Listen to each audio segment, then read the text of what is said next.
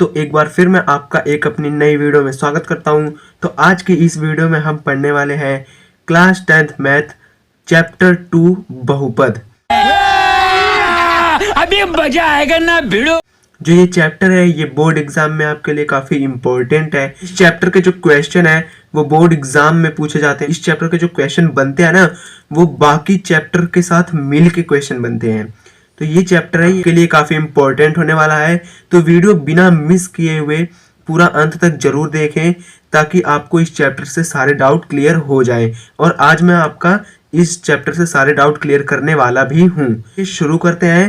तब तक आप लोग वीडियो को लाइक कर दो और चैनल को सब्सक्राइब नहीं किया है तो चैनल को सब्सक्राइब कर दो। तो चलो पढ़ते हैं। इसका पहला है रैखिक बहुपद। ऐसे बहुपद जिसे हम ax प्लस बी बराबर 0 के रूप में लिखे जाते हैं जिसमें x की घात 1 होती है, यानी सबसे छोटी तथा सबसे बड़ी घात जो होती है वो 1 होती है। जैसे 2x प्लस 5, 3y प्लस 6।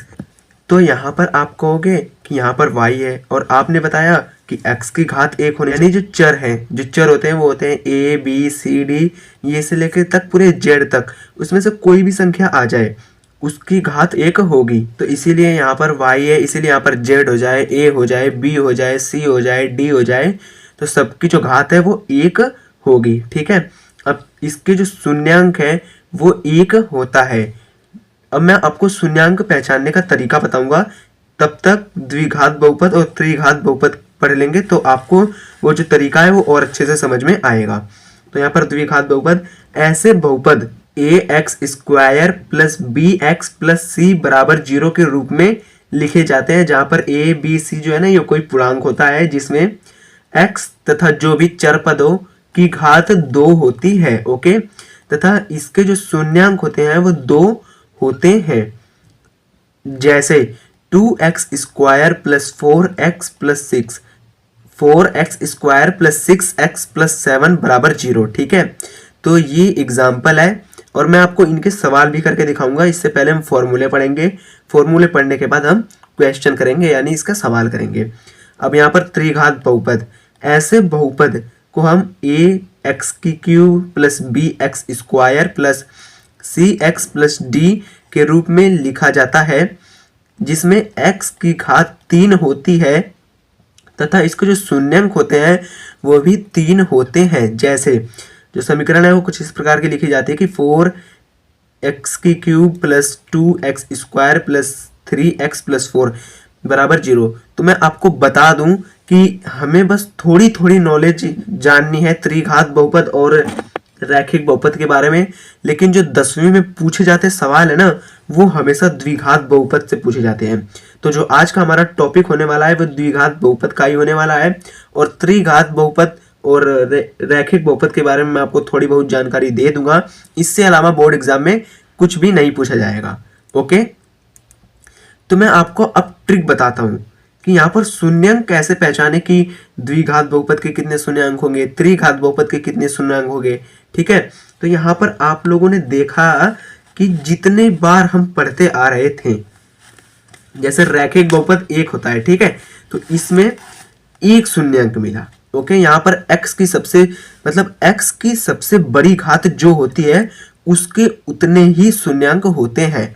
यहाँ पर x की सबसे बड़ी घात क्या है, 1 है, तो इसके शून्यांक भी कितने हैं, 1 है। ओके। अब द्विघात बहुपद को देखो तो यहाँ पर x की सबसे बड़ी घात कितनी है, 2 है। देखो यहाँ पर x की सबसे बड़ी घात 2 होती है, इसीलिए इसके जो शून्यांक है वो भी 2 ही होते हैं। ओके।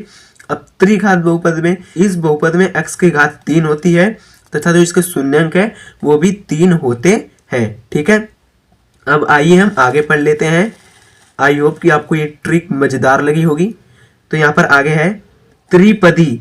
इस बहुपद में 3 पद होते हैं। जैसे अब इस बहुपद में ना x की घात कुछ भी हो सकती है, 1 से लेके 1000, 2000, लाख, करोड़, कुछ भी हो सकती है।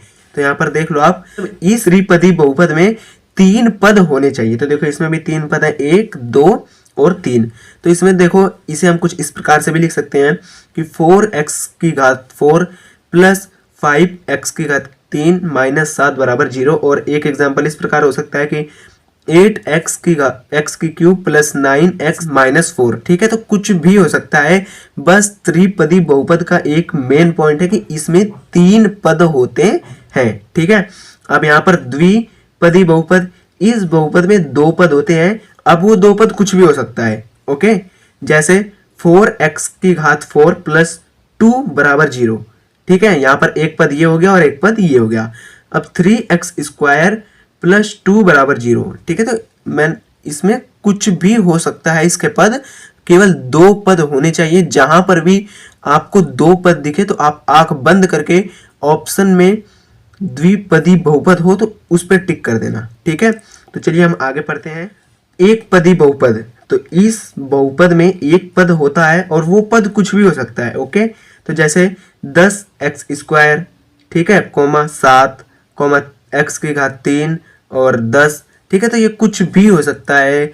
100 50 50x स्क्वायर कुछ भी हो सकता है, लेकिन एक पद होना चाहिए जरूर से। ओके, अब इसके आगे पढ़ते हैं हम।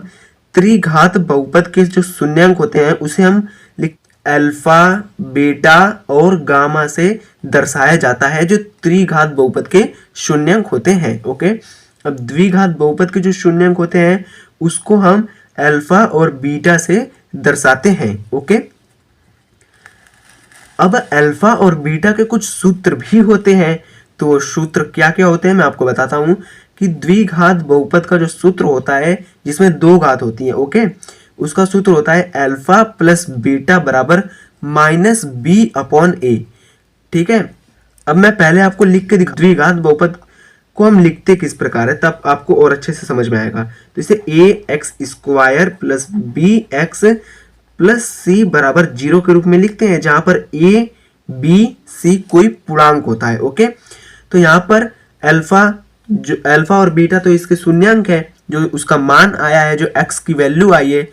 हमेशा द्विघात बहुपद में x का जो मान आएगा वो 2 आएगा। ओके, तो जो x की वैल्यू आएगी वो होगा हमारा अल्फा बीटा, और जो b है वो हो गई यहाँ की संख्या। ठीक है, और जो a है वो होगी यहाँ की संख्या। ठीक है, और यहाँ पर माइनस है तो इसके आगे माइनस लग जाएगा। ओके, अब जो इसका दूसरा सूत्र है वो है अल्फा, जब इनके बीच में कोई निशान नहीं होता तो हमेशा मल्टीप्लाई का निशान होता है। तो अल्फा इंटू बीटा बराबर c अपॉन ए। अब ये c जो भी संख्या यहाँ पर लिखी होगी 1 2 3 4 8 10 12 25 30 जो भी संख्या हो वो यहाँ पर लिख लेंगे, और इसके सामने जहाँ पर a है तो a के जगह पर कोई सी भी संख्या हो उसे हम यहाँ लिख लेंगे। ओके, आई होप कि आपको ये समझ में आया होगा। अब इसके आगे हमारा है त्रिघात बहुपद के सूत्र के बारे में। वैसे आपको इसके बारे में थोड़ी बहुत नॉलेज होनी चाहिए, इससे पेपर में कुछ भी क्वेश्चन नहीं बनने वाला है। Okay, alpha plus beta plus gamma बराबर माइनस बी अपॉन ए।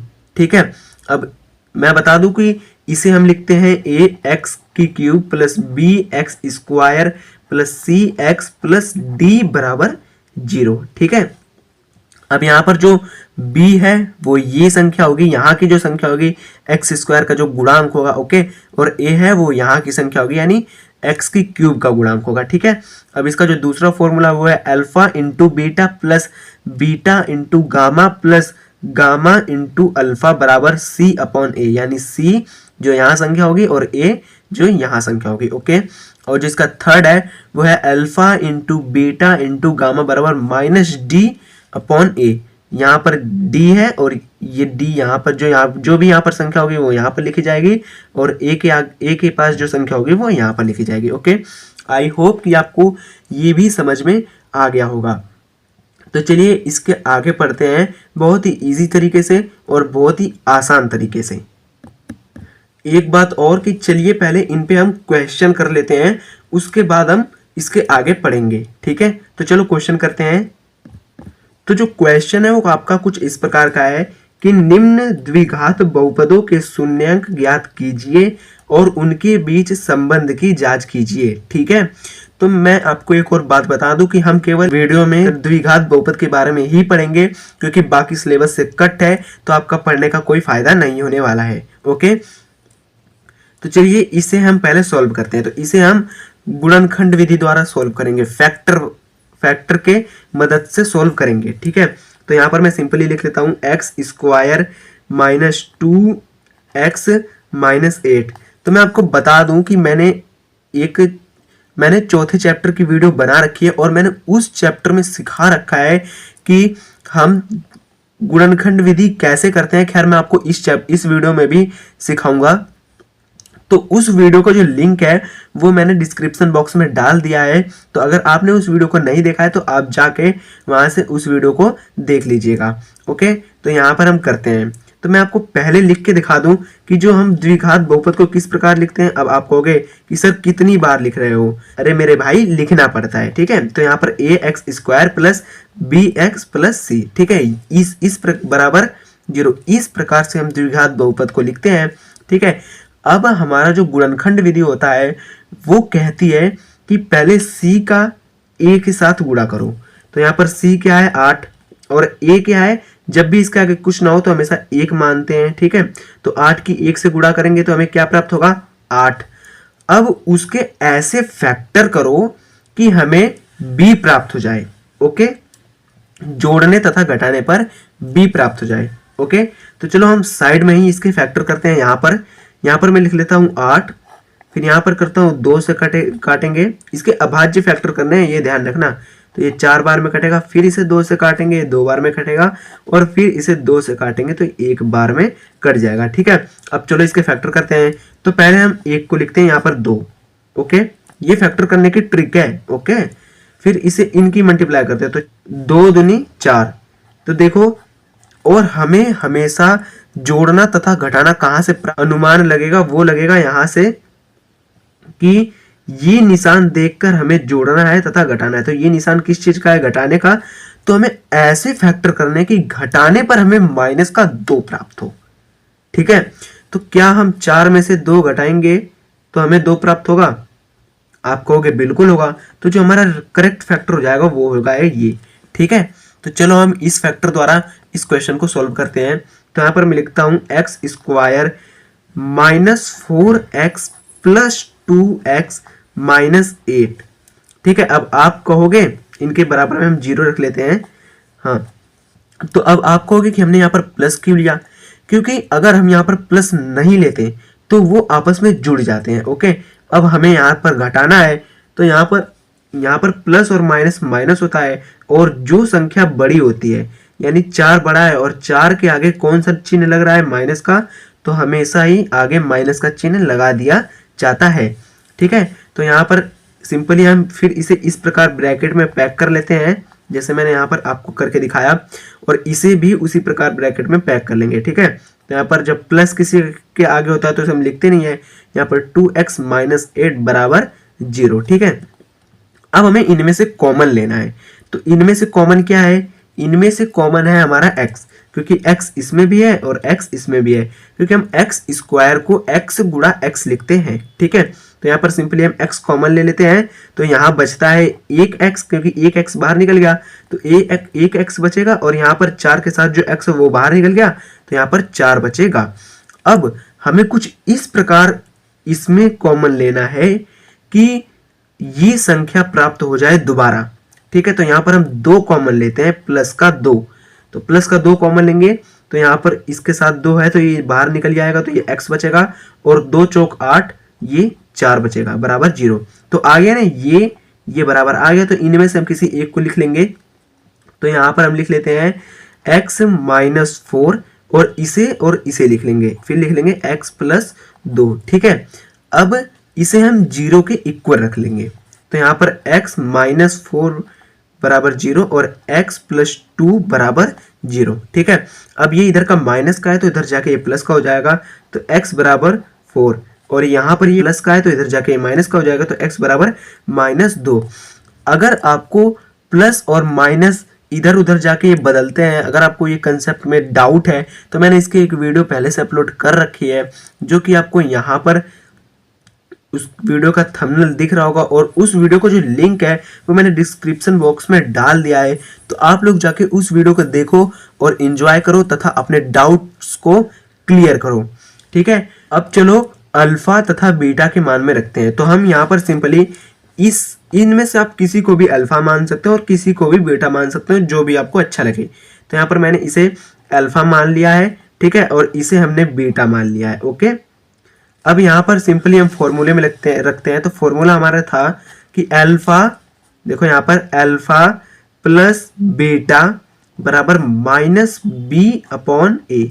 ठीक है, ये हमारा कुछ फॉर्मूला था।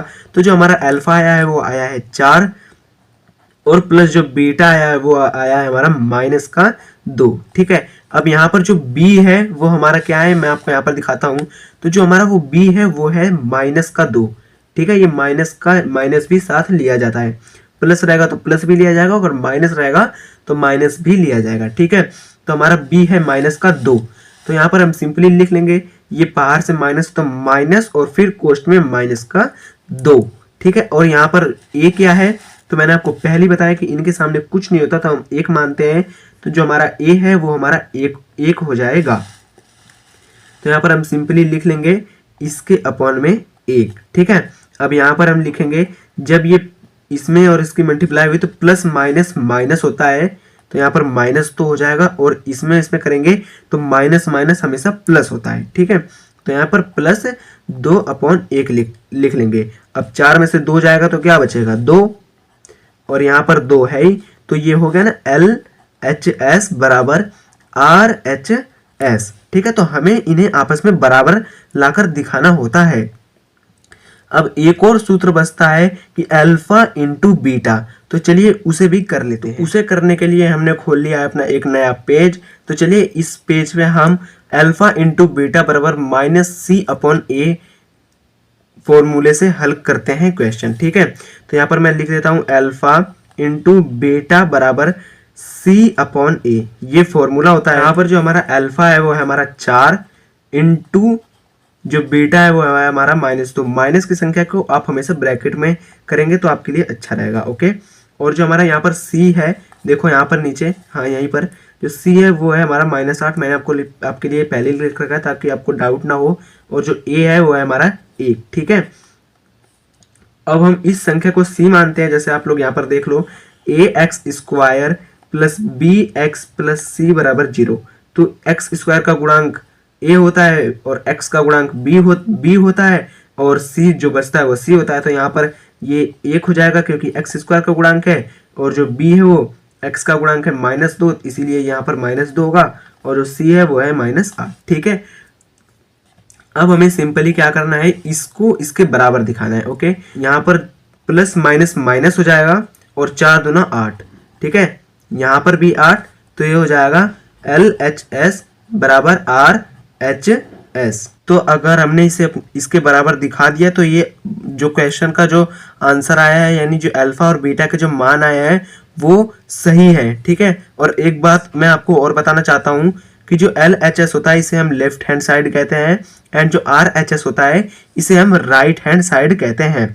अब इसी प्रकार का एक और क्वेश्चन है, तो चलिए उसे भी हम हल कर लेते हैं। तो जो दूसरा क्वेश्चन है वो कुछ इस प्रकार का है कि 4x² माइनस 4x प्लस 1।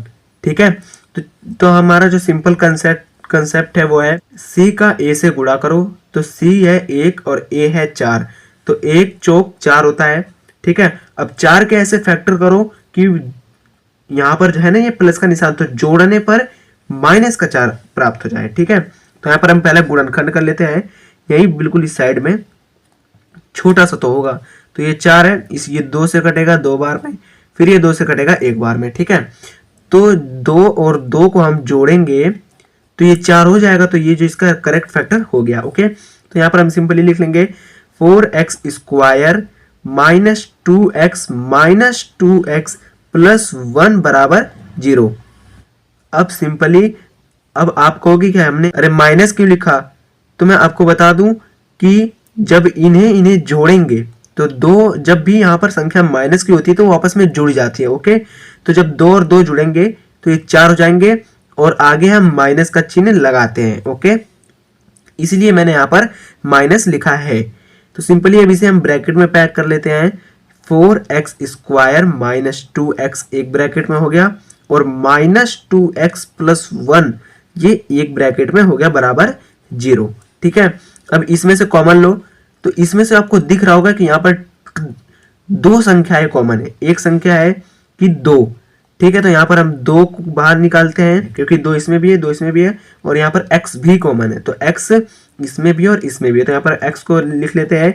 तो यहाँ बचेगा 2x माइनस 1। ओके, अगर आप अंदर मल्टीप्लाई करते हैं तो देखो 2 की 2 से मल्टीप्लाई करें तो 4 और x इंटू एक्स बराबर एक्स स्क्वायर, और फिर अंदर मल्टीप्लाई करें इसमें तो 2 एक कम 2 और x एक कम 1। ठीक है, इसीलिए हमने 2x को कॉमन लिया है। अब यहाँ पर हम -1 कॉमन लेंगे। ओके, अब देखो क्योंकि हमें ऐसी चीज कॉमन लेनी होती है कि ये संख्या प्राप्त हो जाए दोबारा से। ठीक है, अब यहाँ पर ये प्लस है लेकिन हमें यहाँ पर माइनस चाहिए, तो यहाँ पर हम -1 कॉमन लेते हैं, तो ये माइनस तो बाहर आ गया, तो ये बचेगा 2x, और अगर इसमें से हम एक माइनस को बाहर करें तो ये बचेगा -1 बराबर 0, क्योंकि अगर -1 इंटू 2 प्लस एक्स होगा तो -2x होगा, क्योंकि माइनस प्लस माइनस होता है और माइनस माइनस प्लस होता है। ओके, इसलिए 1 एकम 1। अब यहाँ पर हम सिंपली लिख लेंगे 2x माइनस 1 एक ब्रैकेट में, क्योंकि इनमें से किसी एक को नोट करना होता है, और फिर इसमें से इसे नोट कर देंगे, फिर 2x माइनस 1। ठीक है, तो ये सेम आया है, तो यहाँ पर हम सिंपली लिख लेंगे x की मान निकालने के लिए, तो इन्हें बराबर रखते हैं पहले 0 के। 2x माइनस 1 बराबर 0, फिर 2x माइनस 1 बराबर 0। अब ये इधर का माइनस का तो इधर जाके प्लस का हो जाएगा, तो ये होगा 2x बराबर 1। सेम कंसेप्ट इसी में भी 2x बराबर 1। ठीक है, अब यहाँ पर ये मल्टीप्लाई में है तो इधर जाके डिवाइड में हो जाएगा, क्योंकि इनके बीच में कोई निशान नहीं है तो हमेशा मल्टीप्लाई का निशान होता है। ठीक है, तो यहाँ पर x बराबर ये डिवाइड में जाएगा तो 1/2 हो गया, और यहाँ पर भी ये भी सेम कंसेप्ट, यहाँ पर भी ये मल्टीप्लाई में इधर जाके डिवाइड में हो जाएगा, तो x बराबर 1/2। तो इसमें हम इसे मान लिया हमने अल्फा एंड इसे मान लिया हमने बीटा। ठीक है, तो चलिए हम सूत्र से इसे हल कर लेते हैं। पहले मैं यहाँ पर लिख लेता हूँ a बराबर, तो a बराबर 4 है, b बराबर जो है वो है हमारा -4। ठीक है, और जो c है c बराबर 1 है। तो मैं आपको दिखा भी देता हूँ एक बार, तो यहाँ पर देख लीजिए आप, x स्क्वायर का गुणांक 4 है तो 4 हो गया a, यहाँ पर x का गुणांक -4 है तो ये हो गया b, और ये जो c है वो बचा ये, तो 1 हो गया c। ठीक है, तो यहाँ पर हम सिंपली मान रखते हैं अल्फा और बीटा के, तो यहाँ पर हो गया हमारा अल्फा प्लस बीटा बराबर -b/a। तो यहाँ पर हमारा अल्फा क्या है, वो है हमारा 1/2। ठीक है, तो यहाँ पर होगा 1/2 प्लस बीटा भी है हमारा 1/2, तो 1/2 बराबर माइनस माइनस लिख लिया, और जो b है वो है -4। इसे हम इस प्रकार लिखेंगे, जो a है वो है 4। ठीक है, तो हम इसे 4 लिख लेंगे। अब हम इसमें एलसीएम लेते हैं, तो यहाँ पर 2 और 2 एक कम 2 तो 1 होगा, और यहाँ पर 2 एक कम 2 तो इसकी मल्टीप्लाई 1 होगा। ठीक है, अब यहाँ पर हम सिंपली माइनस माइनस प्लस हो जाएगा, तो प्लस का 4 बटा 4, तो यहाँ पर ये होगा 2/2 बराबर 4/4। ठीक है, अब 2 से 2 एक बार में कट गया, और 4 से 4 एक बार में कट गया, तो यहाँ पर हम सिंपली 1 बराबर 1 आ गया, तो ये हो गया आपस में बराबर। तो इसीलिए हम लिख सकते हैं कि LHS लेफ्ट हैंड साइड बराबर RHS राइट हैंड साइड। ठीक है, तो अब हम सिंपली इसका अल्फा इंटू बीटा में करके दिखाता हूं मैं आपको। तो इसके लिए भी हमने एक ले लिया है नया पेज, तो चलिए इस पेज पे मैं करता हूं। तो यहाँ पर मैं सिंपली लिख देता हूँ अल्फा इंटू बीटा बराबर C/A, ये सूत्र होता है। तो यहाँ पर अल्फा है 1/2 इंटू बीटा है 1/2 बराबर c है इसमें हमारा 1, आप लोग यहाँ पर देख सकते हैं, और जो a है वो है हमारा प्लस का 4। ठीक है, अब सिंपली जब भी ऐसी सिचुएशन होती है तो इसकी मल्टीप्लाई हम इसमें करते हैं और इसकी मल्टीप्लाई हम इसमें करते हैं, तो 1 1 कम 1 हो जाएगा और 2 दूनी 4 हो जाएगा, और यहाँ पर भी 1/4। ठीक है, तो ये हो गया आपस में बराबर। तो यहाँ पर हम सिंपली उसी प्रकार लिख लेंगे LHS लेफ्ट हैंड साइड बराबर RHS राइट हैंड साइड। ठीक है, तो ये थे इसके जो क्वेश्चन, केवल और केवल दूसरे चैप्टर से यही क्वेश्चन है, लेकिन आप लोग ये ध्यान रखिएगा, जो ये इस प्रकार की जो समीकरण बनती है ना, ये हर चैप्टर में, पहला चैप्टर छोड़ के बाकी हर चैप्टर में इस प्रकार की सिचुएशन यानी इस प्रकार की समीकरण आप लोगों को जरूर दिखती होंगी। इसीलिए ये चैप्टर आपके लिए काफ़ी इंपॉर्टेंट है। तो चलिए हम इसके आगे का बचा कुछ पार्ट थोड़ा सा है वो पढ़ लेते हैं। अब जो नेक्स्ट है वो हमारा कुछ ये है। तो मैं आपको एक बात बता दूं कि जो इस प्रकार का क्वेश्चन है वो प्री बोर्ड में पूछा गया था, तो इसीलिए मैंने इसे आपके लिए लिखा है, ठीक है, अपने हाथों से। तो एक रैखिक बहुपद का ज्यामितीय निरूपण होता है। रैखिक का मतलब जिसका एक शून्यांक होता है वो हमारा रैखिक बहुपद कहलाता है।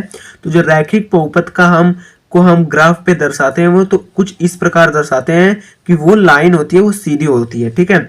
या तो हम इसे इधर से खींच ले, ऐसे खींच ले, ऐसे खींच ले, ठीक है, इधर से ले जाएं, यहाँ से, लेकिन लाइन सीधी होनी चाहिए, वो हमारा रैखिक बहुपद होता है।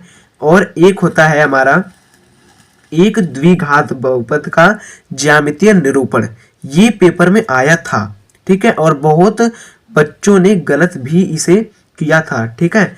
तो जो एक बहुपद का ज्यामितीय निरूपण होता है वो इस प्रकार होता है, वो सीधी लाइन नहीं होती है, वो कुछ इस प्रकार से ऐसे बनी होती है यू के शेप में। अब वो यू ऐसे भी हो सकता है कि वो ऐसे बना हो, वो ऐसे बना हो, फिर वो ऐसे बना हो, तो किसी प्रकार से भी एग्जामिनर आपको बना के दे सकता है। ओके, तो जो आप लोग ये याद रखिएगा, दिमाग में रख लीजिएगा कि जो द्विघात बहुपद होता है वो कुछ इस प्रकार का होता है, इसका ज्यामितीय निरूपण, और जो रैखिक बहुपद होता है उसका कुछ इस प्रकार का होता है, ठीक है। अब थोड़ा सा और बचा है, बिल्कुल ही 5 मिनट में वो भी खत्म होने वाला है। तो वो है यहाँ पर आप लोगों के सामने। तो वो है हमारा, अगर अल्फा तथा बीटा दिया हो तो द्विघात बहुपद बनाने का तरीका। तो हम कैसे बनाते हैं, जैसे क्वेश्चन आता है कि आपको अल्फा और बीटा दे दिया और समीकरण पूछ लिया कि समीकरण बताओ क्या होगा, तो उसे हम कुछ इस प्रकार से लिखते हैं कि x square minus alpha plus beta, x plus alpha into beta बराबर 0, ठीक है। और नेक्स्ट है जो कि हमें जानना जरूरी है, वो त्रिघात बहुपद के बारे में है। अगर अल्फा बीटा तथा गामा दिया हो तो त्रिघात बहुपद बनाने का तरीका। जो तरीका होता है वो होता है कि एक्स की cube minus alpha plus beta plus gamma, फिर X square plus alpha into beta plus beta into gamma plus gamma into alpha X. फिर यहाँ पर ये आया नहीं तो इसलिए मैंने यहाँ पर लिख लिया इसे माइनस, ये माइनस है, फिर alpha into beta into gamma बराबर 0, ठीक है। लेकिन हमें बस इसके बारे में पता होना चाहिए और इसे डिटेल से नहीं पढ़ना, क्योंकि ये पेपर में नहीं पूछा जाएगा। पेपर में केवल और केवल आपका सिलेबस है द्विघात बहुपद, जो मैंने आपको करवा दिया। केवल एक क्वेश्चन रह रहा है जो कि इसके बेस पे मुझे करवाना है, तो चले उसे भी हम क्वेश्चन है वो कुछ इस प्रकार का है कि एक द्विघात बहुपद ज्ञात कीजिए जिसके शून्यांक -3 तथा 1 हो, ठीक है। ये शून्यांक है यानी ये अल्फा और बीटा है, तो यहाँ पर अल्फा बराबर -3 मानते हैं और जो बीटा है वो हमारा 1 है। अब द्विघात बहुपद ज्ञात करना है क्योंकि इसके 2 शून्यांक है, तो यहाँ पर हम सिंपली उसका फॉर्मूला लिख लेंगे कि x square minus alpha plus beta x plus alpha into beta, ठीक है, और बराबर 0। तो यहाँ पर एक्स स्क्वायर रहेगा माइनस अल्फा क्या है माइनस का 3, इसे हम इस प्रकार लिखेंगे, और प्लस बीटा क्या है 1, और यहाँ हो जाएगा एक्स प्लस, यहाँ पर अल्फा है माइनस का 3 इंटू बीटा है 1 बराबर 0, ठीक है। तो यहाँ पर एक्स स्क्वायर माइनस, अब जब माइनस का 3 और प्लस के 1 से जुड़ेगा, यानी जुड़ता नहीं है, ये तो घटता है, ठीक है। तो 3 में से 1 जाएगा तो 2 बचेगा, और 3 के सामने 3 जो है वो 1 से बड़ा है, तो 3 के सामने कौन सा चिन्ह लगा है माइनस को, तो हम वहां पर माइनस का चिन्ह लगा लेंगे। ओके, तो यहाँ पर हम लिख लेंगे -2 एक्स प्लस, और प्लस नहीं आएगा यहाँ पर, माइनस प्लस माइनस होता है तो माइनस, और 3 एकम 3 बराबर 0। अब यहाँ पर simply x square minus minus plus 2x minus 3 बराबर 0। तो जो हमारे समीकरण प्राप्त हुई है, द्विघात बहुपद प्राप्त हुआ है, वो प्राप्त हुआ है x square plus 2x minus 3 बराबर 0। तो मैं आपको ये कंसेप्ट एक बार और बताता हूं कि कभी भी आपके सामने ऐसी सिचुएशन हो तो आप प्लस और माइनस वहां पर हो तो आपको कुछ नहीं करना है, केवल 3 में से यानी उन्हें आपस में घटा देना है। तो यहाँ पर 3 में से 1 घटाएंगे तो 2 बचेगा, और जो 3 है वो 1 से बड़ा है, और 3 के सामने जो चिन्ह लगा हुआ है वो माइनस का है, तो सिंपली हमें उसके आगे माइनस का चिन्ह लगा देना है। अगर वहीं यहाँ पर 4 होता तो 4 में से 3 घटाते तो हमें 1 प्राप्त होता, और जो 4 है वो 3 से बड़ा होता, और जो 4 के सामने जो चिन्ह लगा वो प्लस का होता, तो यहाँ पर भी हम प्लस का ही चिन्ह लगाते हैं। लेकिन यहाँ पर 3 बड़ा है और यहाँ इसके सामने माइनस का चिन्ह है, इसीलिए हमने यहाँ पर माइनस का चिन्ह लगाया है। तो आई होप कि आपको ये वीडियो अच्छी लगी होगी। भाई मजा आया, और मैं ये जो मजा है हिंदुस्तान के हर व्यक्ति को देना चाहता हूं। इंटरेस्टिंग लगी होगी और आपको इस वीडियो में सारे डाउट्स क्लियर हो गए होंगे इस चैप्टर के। तो अभी भी आपने वीडियो को लाइक नहीं किया है तो वीडियो का लाइक कर दो। जो इसका टारगेट है वो 100 लाइक्स है। ओके, तो आप लोग वीडियो को फटाफट लाइक करो और अपने दोस्तों में शेयर करो, ठीक है। और अभी तक चैनल को सब्सक्राइब नहीं किया है तो फटाफट चैनल को सब्सक्राइब कर लो ऐसी मजेदार वीडियो के लिए, जिससे आपके पेपर की अच्छी तैयारी हो जाए। आज बस इतना ही, तो मिलते हैं आपसे अपनी अगले वीडियो में। तब तक के लिए जय हिंद, जय भारत। आपका वीडियो देखने के लिए दिल से धन्यवाद।